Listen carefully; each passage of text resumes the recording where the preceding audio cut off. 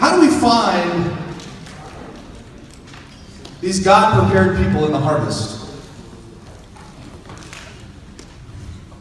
What's your means?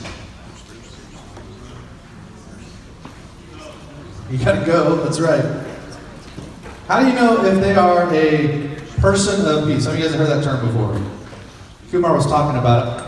Let's just define it real quick, because I've noticed in the movement world, I've heard some people that think it's just a really nice lost person. Guess what? Man, I found a person of peace. Oh man, this guy, he's far from God, just really nice guy. Huh? Did you share the gospel? Well, no, I'm just trying to get to know him better. I'm like, well, how do you know if he's a person of peace or not? And so there just seems to be confusion in the movement world that a person of peace is just a nice lost person. Kumar referenced the Samaritan woman. Okay, so Jesus goes into this village with his disciples. He sends them in town. He goes to the well, and he begins a conversation with her about water. And then he turns an everyday conversation into a gospel conversation. He brought up her need for him, and he presented himself as the Messiah. She believes, and she leaves her jars, runs back to her town, and says, "Come see a man who has told me all I've ever done. Could this be the Christ?" In verse 39 it says, "Many from that town believed because of the woman's testimony." In verse 41, many more believed because of Jesus' words. So as Jesus went into that Samaritan village with the 12, who did he use to reach that village? Yeah.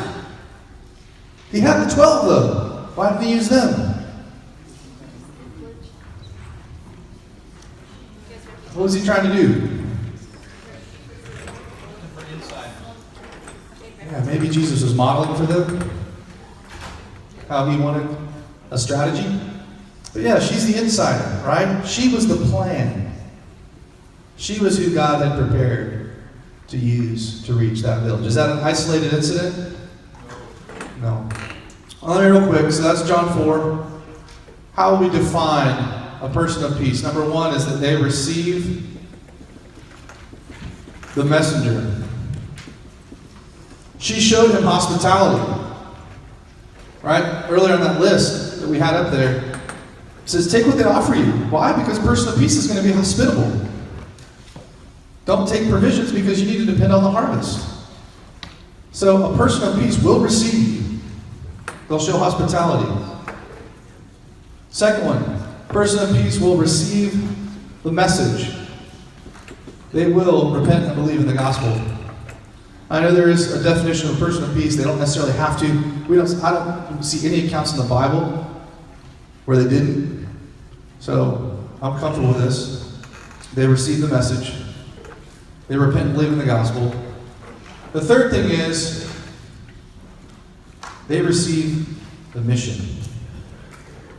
So the woman repented and believed, runs back to the village. Immediately she goes to her town.